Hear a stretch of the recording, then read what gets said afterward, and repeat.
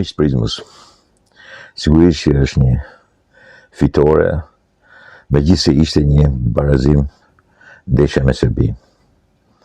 Normalisht që kjo ndeshje ishte më e rëndësishme se tjerat, sepse është ngarkuar, sidomos në raport me Kosovën, në raport me gjakderdhjen e Serbisë në Kosovë, një ndeshje e mbushur plot me ngarkesë patriotike, nacionaliste, po sidomos me ngarkesat provokative që si brenda Shqipërisë, po sidomos në Kosovë, pan-jugoslavistët, Kosovë-jugoslavistët bëjnë për të shkatruar në të vërtetë Shqipërinë, për të kthyer urrëtin nga Serbia te Shqipëria.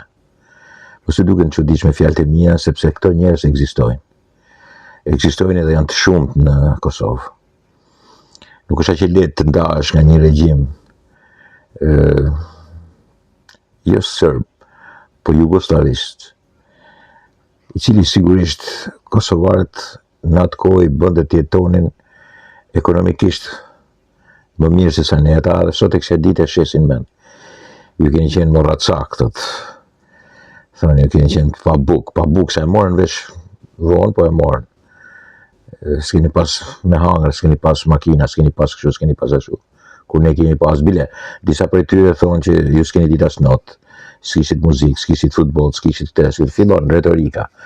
Ta dini që këta janë njerëz të cilët edhe në trupëzimin e lëvizjes vetvendosje përbëjnë një jugoslavizmin e tyre. Dhe midis tyre ka provokator. Dhe sigurisht që edhe ndeshja do të kishte provokatorët e tyre nga më të ndryshëm, si Erlin Sandiku, bie fjala që thoshte ka dhe forca speciale serbe nuk më kanë lënë, flicste në televizion. Sipas tij, edhe i kam 2 metra afër, nuk e kthente një herë tytën e kamerës që ti tregonte kush janë këto forca speciale serbe. Imagjino çfarë njerëzish janë.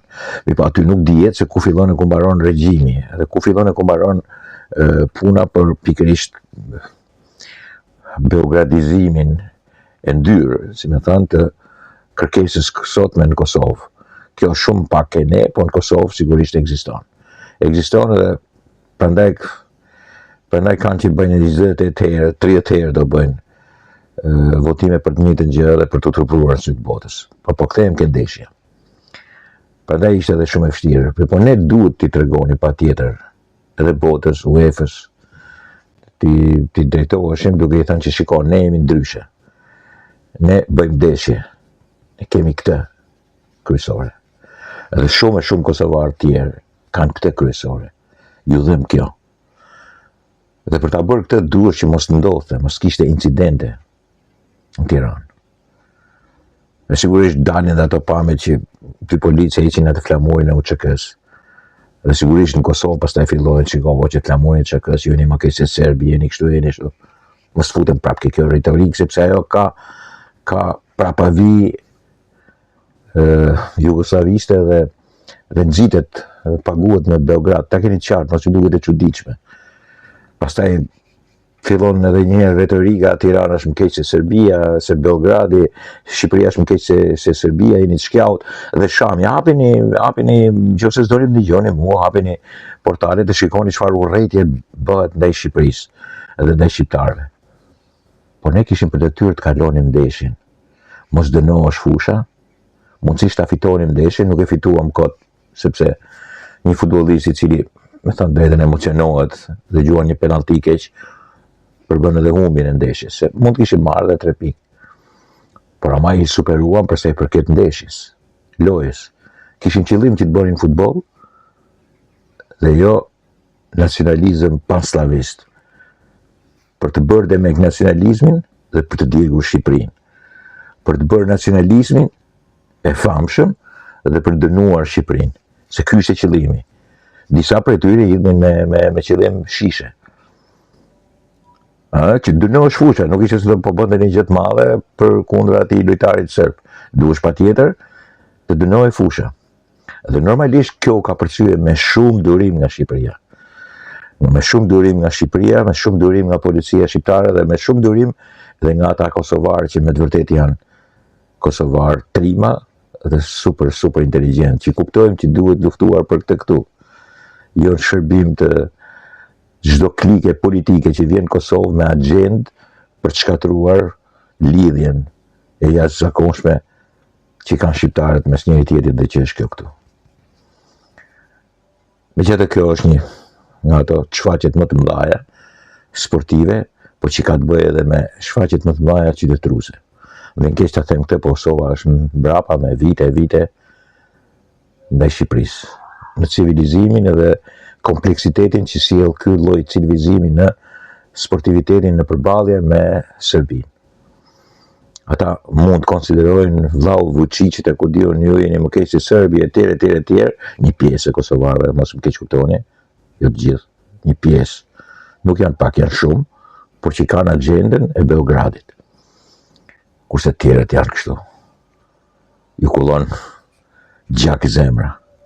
Jo vetëm nga ato krimet jashtëzakonshme që ka bërë një popull gjenocidal si Serbia, dhe një klik gjenocidale që kanë serbët, për ju kollon gjak sepse kjo mund të përcaktoj e vetë me të ardhmen e shqiptarëve, asgjë tjetër më tepër se kaq. Të gjithë teoritë e kombit kosovar që ndërtohen vijnë nga Beogradi. Të gjithë teoritë që e bëjnë Shqipërinë më të keqe se Kosova sponsorizohen edhe janë jugoslavizma, një jugoslavizma. Edhe janë aty në Prishtinë, janë aty kudo. Por sponsorizohen edhe janë mendim beogradist. Të gjitha ato teori që e bëjnë Shqipërinë e keqe, të shëmtuar, që e shajnë për ditë nëpër portale, kanë të bëjnë me pikërisht të lloj regjimi. Ne i mundëm edhe me lojë, treguam edhe mirësjellje, treguam që jemi një shtet evropian, treguam që jemi me të vërtet diçka që na ndan nga Serbia, nga serbët dhe nga pasuesit e tyre dhe miqtë e tyre që janë nëpër Kosovë dhe që veprojnë me agjendën e tyre.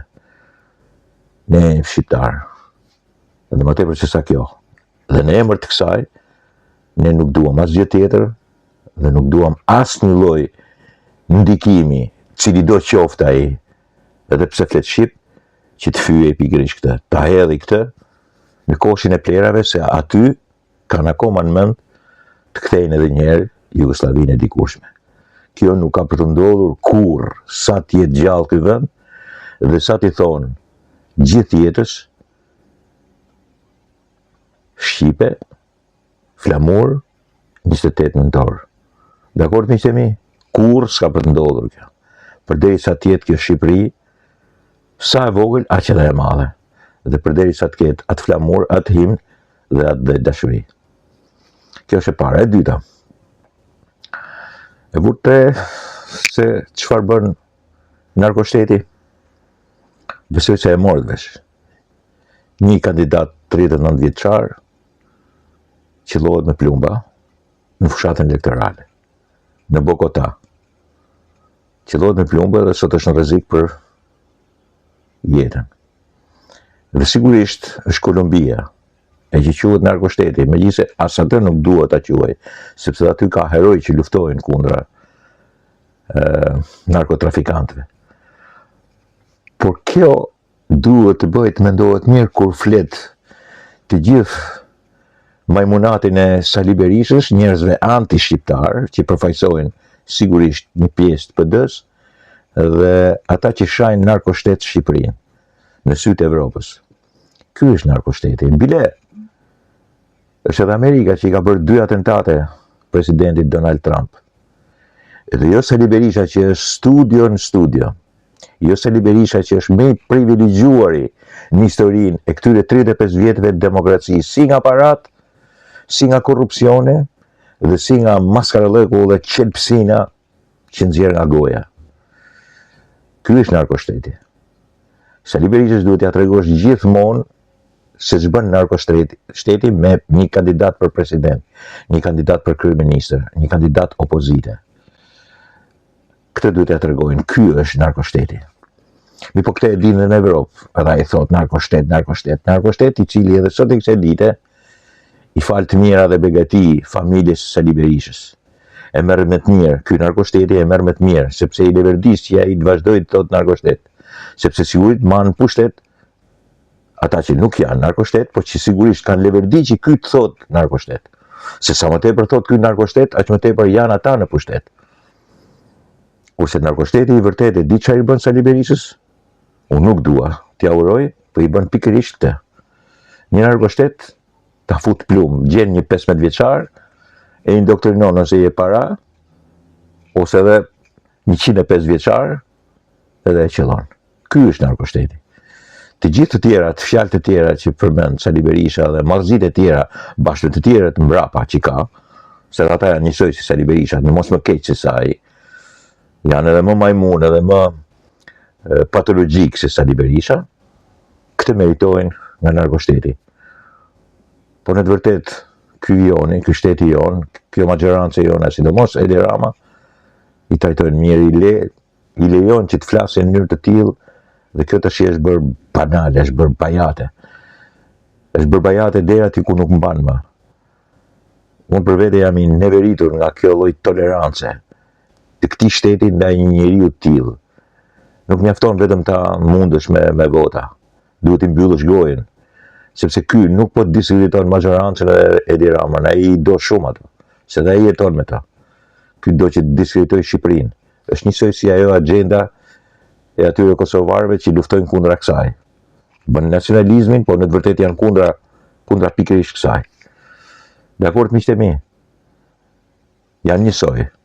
Si ky që bërtet narkoshtet, si ata që donin që patjetër të hidhej në herë me veprimet e tyre ndeshja në Tiranë me Serbinë.